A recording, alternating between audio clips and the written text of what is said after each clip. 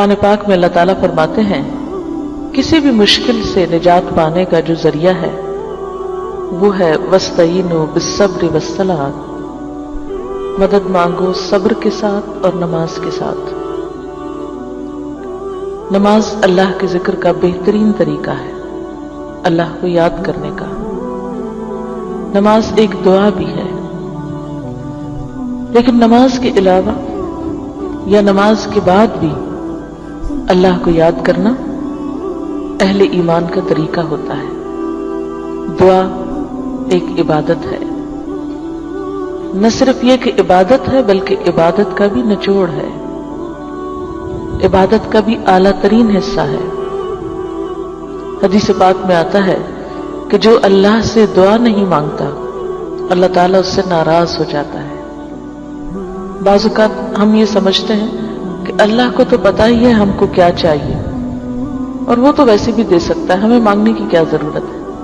نہیں، آپ صلی اللہ علیہ وسلم نے فرمایا جو لوگوں سے مانگتا ہے لوگ اس سے ناراض ہوتے ہیں، اور جو اللہ سے نہیں مانگتا تو اللہ تعالیٰ اس سے ناراض ہوتا ہے۔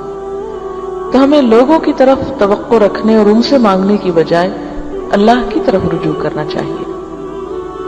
دعا انسان کی بندگی، عاجزی اور اس کی عبادت کا ایک ذریعہ ہے، ایک طریقہ ہے۔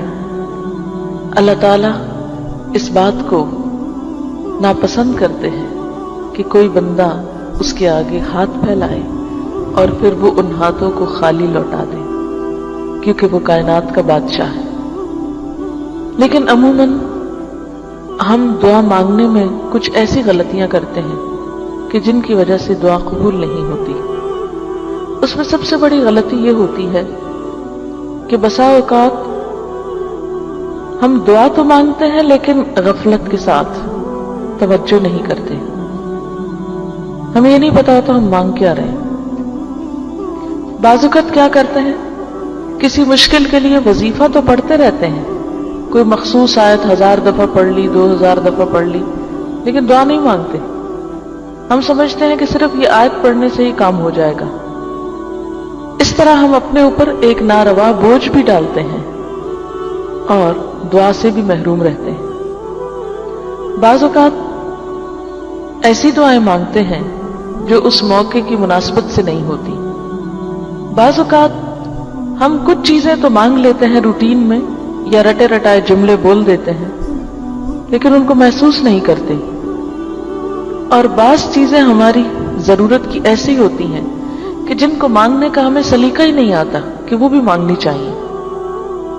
اس لیے وہ تمام چیزیں ہم مانگیں جو نبی صلی اللہ علیہ وسلم نے مانگی۔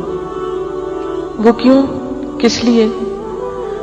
اس لیے کہ آپ ہمارے لیے ایک بہترین نمونہ تھے، آپ کی دعائیں بھی قبول ہوئیں، آپ کے مانگنے کا طریقہ بھی ہم سے زیادہ بہتر تھا، اور آپ نے وہ تمام چیزیں مانگی جو مانگنی چاہیے اور جو ہمیں بھی اپنی زندگی میں مانگنی چاہیے۔ یہ زندگی ہمیں ایک دفعہ ملی ہے، اس زندگی کو ضائع ہونے سے بچا لینا چاہیے، دوسرا چانس نہیں ہے۔ اگر آج ہم نے اپنے وقت اور اپنی زندگی کی قدر نہ کی اور کچھ چیزوں سے محروم رہ کر دنیا سے چلے گئے تو یہ محرومیاں مستقل ہو سکتی ہیں۔ اس لیے عقل مند شخص وہی ہے جو اللہ سے مانگتا رہے۔ دعا انسان کی کوششوں میں ہونے والی کمی کو بھی پورا کر دیتی ہے۔ ایک شخص جو مانگتا رہتا ہے وہ اگر عمل میں کچھ کم بھی ہو تو دعا عمل میں آگے بڑھاتی ہے، اور اگر پھر بھی کمی رہ جائے تو اس کمی کو پورا کر دیتی ہے۔ ہماری کچھ دعائیں تو مانگی ہوئی فوراً پوری ہو جاتی، کچھ ایسے ہوتی ہیں کہ جو پوری نہیں ہوتی لیکن ان کے بدلے کوئی آنے والی مصیبت ٹل جاتی ہے۔ آپ صلی اللہ علیہ وسلم نے فرمایا کہ ایک طرف سے دعا اٹھتی ہے اور دوسری طرف سے مصیبت آ رہی ہوتی، وہ دونوں آپس میں جھگڑنے لگتی ہیں۔ دعا مصیبت کو اوپر لے جاتی ہے کہ واپس جاؤ، اس بندے پہ نہیں آؤ، اور مصیبت اترنا چاہتی ہے۔ پھر فرمایا جس میں زیادہ زور ہوتا ہے وہ دوسرے کو دبا لیتی ہے۔ اگر دعا میں طاقت ہے، دعا میں قوت ہے، شوق ہے، تو وہ مصیبت کو واپس لے جائے گی. اور اسی طرح اگر دعا پھیکی ہے، ڈھیلی ڈھالی ہے، یا مانگی نہیں یا پوری نہیں، تو پھر مصیبت آ جاتی ہے. تو دعا کا ایک فائدہ کیا ہے؟ بسا اوقات وہی چیز مل جاتی جو ہم مانگ رہے ہوتے ہیں. بعض اوقات وہ تو نہیں ملتی، وہ جا رہی ہوتی ہے، لیکن راستے میں وہ ایک آنے والی مصیبت کو واپس لے جاتی. مثلا انسان پہ کوئی بیماری آنے والی ہوتی اور انسان کو نہیں خبر کہ اس کے ساتھ یہ ہونے والا ہے.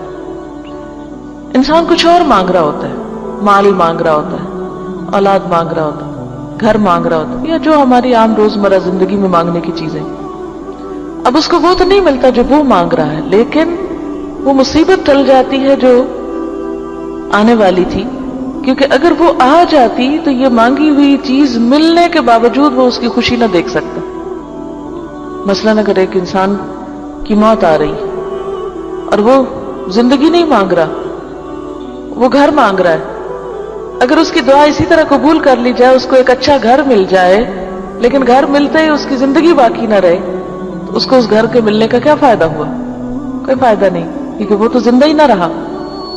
اس لیے اللہ تعالیٰ کو زیادہ بہتر طور پہ پتا ہوتا ہے کہ اس وقت ہماری ضرورت زندگی ہے یا گھر ہے، مثلاً یا صحت ہے یا اولاد ہے.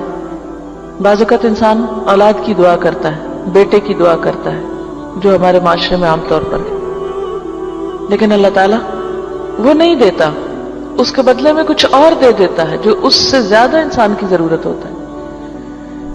تیسرا طریقہ یہ ہوتا ہے کہ جو کچھ انسان مانگتا ہے وہ نہ تو وہ ملتا ہے، نہ مصیبت ٹلتی ہے، بلکہ آخرت کے لیے جمع ہو جاتا ہے.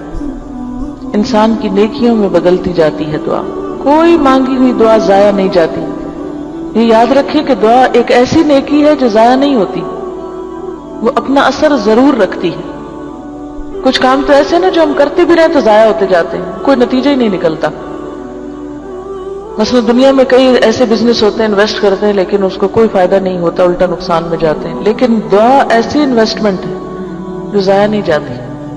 آپ مانگتے چلے جائیں، اگر دنیا میں کچھ نہیں بھی ملا تو آخرت میں اس کے بدلے میں اتنا کچھ جمع ہو جائے گا کہ وہاں جا کر انسان تمنا کرے گا، اے کاش میری کوئی دعا دنیا میں نہ سنی جاتی اور مجھے آج ہی سب کچھ مل جاتا. پیغمبر ساری زندگی ایک دعا مانگ کر مایوس نہیں ہوئے. حضرت زکریا علیہ السلام ایک جگہ پر کہتے ہیں وَلَمْ أَكُمْ بِدُعَائِكَ رَبِّ شَقِيًّا، کہ اے میرے رب تجھ سے دعا مانگ کر تو میں کبھی نامراد ہوا ہی نہیں. یہ تو ایسا کام ہے جس کے بعد نامرادی ہے ہی نہیں، نقصان ہے ہی نہیں، خسارہ ہے ہی نہیں. اس لیے انسان کو مانگتے رہنا چاہیے. وآخر دعوانا الحمد للہ رب العالمین. سبحانک اللہم وبحمدک نشہد ان لا الہ الا انت نستغفرک